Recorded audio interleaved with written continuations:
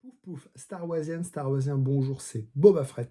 Une collection, c'est quoi? C'est des objets qui rentrent dans la collection et des objets qui quittent la collection. Avant de la quitter, je voulais vous présenter cet objet.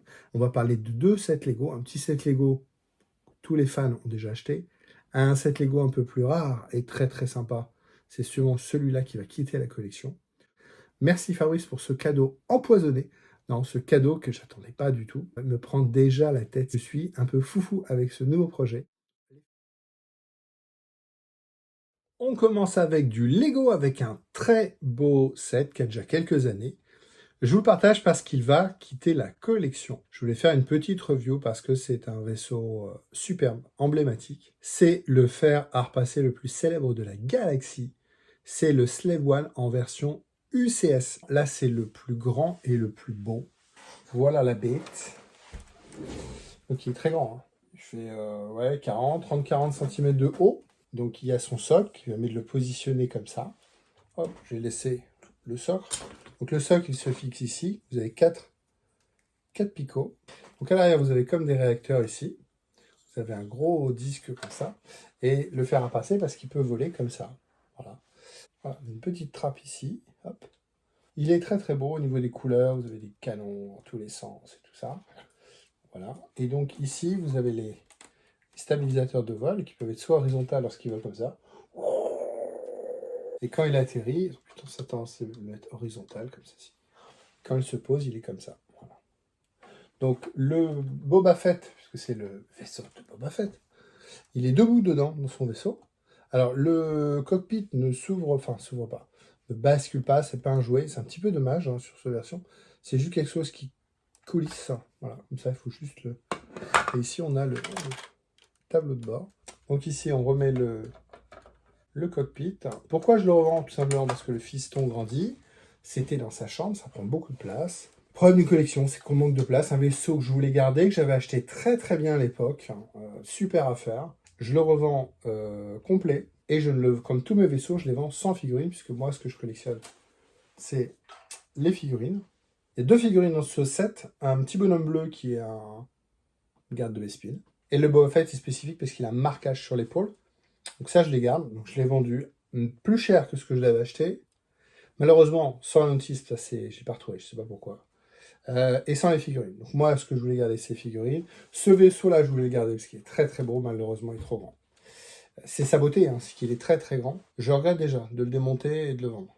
Maintenant, stocker pour stocker, j'ai pas la place de tout stocker. Donc très très très beau vaisseau. Vous voyez, il y a des masses pour qu'automatiquement, ils se mettent horizontalement ou verticalement. Alors moi, pour moi, ça restera toujours le Slave One. Maintenant, il faut être politiquement correct hein, chez Disney. Donc ils l'ont renommé, bon, rien à foutre, c'est Slave One, quoi. C'est le vaisseau de Boba Fett, ça s'appelle Slave One, ça s'appelle Slave One. Une tuerie, il est très très lourd, hein. Il fait 2 kilos, je dirais. Il dirait une tête. Ouais. Tête d'alien. Ouais, on peut pas tout garder, malheureusement. Pour rentrer d'autres choses, à un moment, il faut se délester.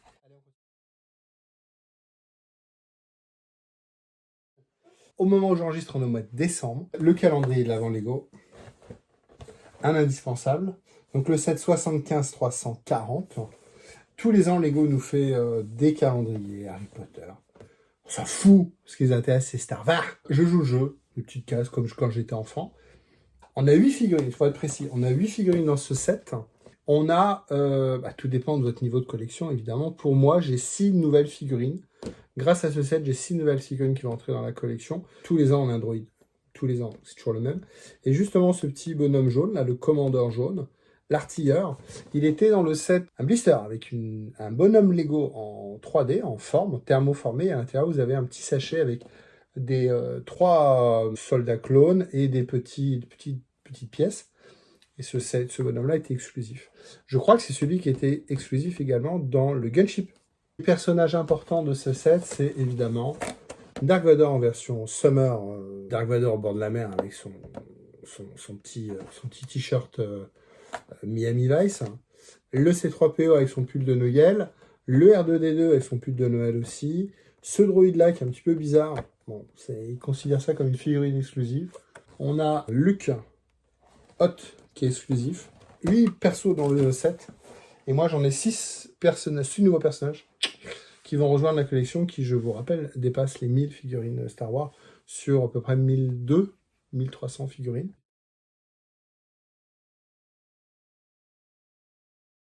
C'est ma collection du moment. Collectionneur, c'est quoi? C'est une maladie mentale. C'est-à-dire que quand vous en avez 2, il vous en faut 3. Quand vous en avez 4, vous commencez à regarder combien il y en a en tout. Vous vous dites, ah, jamais j'aurai tout, il y en a trop. Puis finalement, vous les trouvez en étant patient. Parce que si vous avez un budget limité, vous appelez des fous et ils vont vous trouver tout à des prix de fous. Star Tour, c'est les figurines des personnages Disney transformés en personnages de Star Wars. Alors, en français, c'est Pat, comme Patrick. Donc, Pat Ibulaire, ça c'est en version française. En version américaine, il s'appelle Bad Pete. Donc, le mauvais Pete, Bad Pete. Voilà. Et ici, on a Bad Pete en version Boba Fett. Cette figurine-là, c'est lourde, très grosse. Comme moi, il est énorme! Ce Pat Ibulaire, il a les petites dents. Parce qu'il est méchant, Pat Ibulaire, c'est méchant. Celui qui veut voler l'oncle Picsou. Oncle Picsou est sauvé par Riri, Fifi et Loulou. Alors, ce casque de Boba Fett est complètement déformé, vous voyez. Il est très gros, très large, il est complètement déformé. Tout simplement parce que ça reste un jouet, c'est-à-dire vous pouvez le prendre et le mettre sur sa tête. Je ne vous le montrerai pas parce que cette collection-là est en blister. Ma collection est en blister. C'est pas introuvable, la preuve, parce que je l'ai en main. Malheureusement, ça a beaucoup été des jouets pour enfants. On dit, ah, il est con le gros. Oui, ça ne sont que des jouets. Hein. Les Lego, tout ça, ce ne sont que des jouets. C'est pas pour des vieux de 50 ans qui collectionnent des jouets. Oui, ça ne sont que des jouets. Tout à fait d'accord. Donc, ça a été acheté par des parents pour les enfants. On en trouve en loose, c'est-à-dire en figurines jouées, abîmées. Machin. Moi, ça ne m'intéresse pas.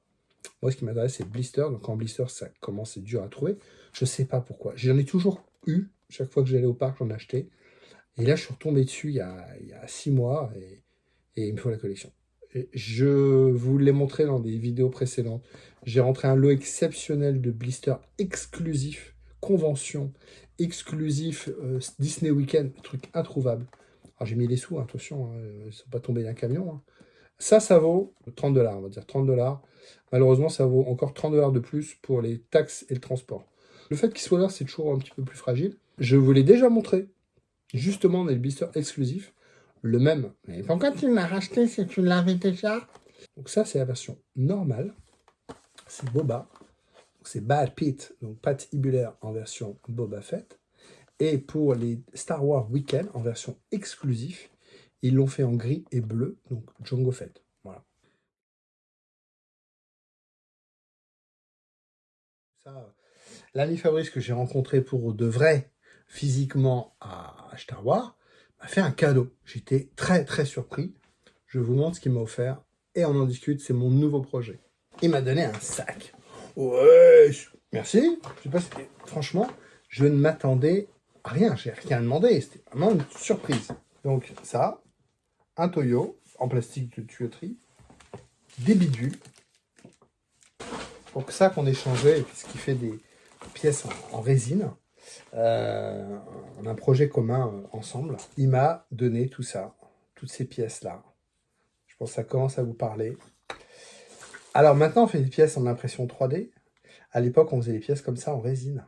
L'ensemble du kit fait 1 kg. J'ai mesuré parce que justement, on en a parlé. Je vais vous montrer pourquoi. L'inconvénient du PLA, c'est que c'est pas lisse. Ça a des petites vibrations. On voit les stries. L'inconvénient de la résine, c'est que tout va dépendre de la qualité de votre moule. C'est quoi ça? Voilà, la poignée. Voilà. Et donc, c'est un kit de E11, le blaster du Stormtrooper. Regardez, hop. Et donc, l'ami Fabrice, il m'a offert tout ce kit-là pour refaire un E11 en résine. Dans ma collecte, j'ai déjà un E11 en résine. Fini. Voilà. Celui-là, il a 15 ans. Il fait 1,5 kg. Là, le kit de l'ami Fabrice, c'est 1 kg. Moins parce que il y aura des trous, justement, on va en parler. Ce kit-là, je ne sais pas d'où il provient. Je pense que j'avais acheté un kit. À l'époque, on avait les forums, on avait beaucoup de choses. Vous voyez les trous ici? Alors, les trous ici, là. les trous étaient moulés, ils n'ont pas été percés. Alors, je vais tout vous dire, c'est pas moi qui l'ai monté. C'est un ami de mon père, lui a confié le kit et c'est Daniel qui me l'avait fait. Après, c'est pas un fan de Star Wars, donc si vous voulez, vous voyez, tous les trous ici ne sont pas débouchants. Ici, les trous ici ne sont pas débouchants. Normalement, on a des trous ici, on doit voir des trous entre les... Ils n'ont pas été faits. Ça, c'est la base du truc.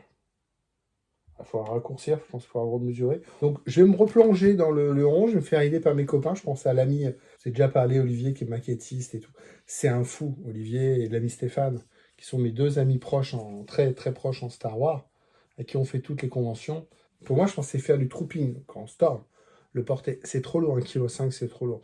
C'est l'avantage maintenant des guns en PLA, c'est que ça peut être plus simple. Ça, en plus, la résine, c'est-à-dire s'il tombe, il casse. Le nouveau, c'est pareil, hein, ça restera de la résine. Et je vais me refaire un beau E11, donc je vous le représenterai quand il sera fini. Je ne sais pas pourquoi, ça m'est tombé dessus. J'étais hyper surpris. Merci Fabrice, merci beaucoup. C'est un super cadeau, un peu empoisonné, c'était pas prévu. Putain, j'ai envie de le faire. Alors, quand vous faites un cadeau, ne mettez pas la poubelle évidemment, mais ça, franchement, ça me titille la tête. Alors j'attends encore des petites choses, la Fabrice de m'envoyer des petites choses. La base est 95%, elle est faite. Hein. Il y a un trait qui ne devrait pas être là.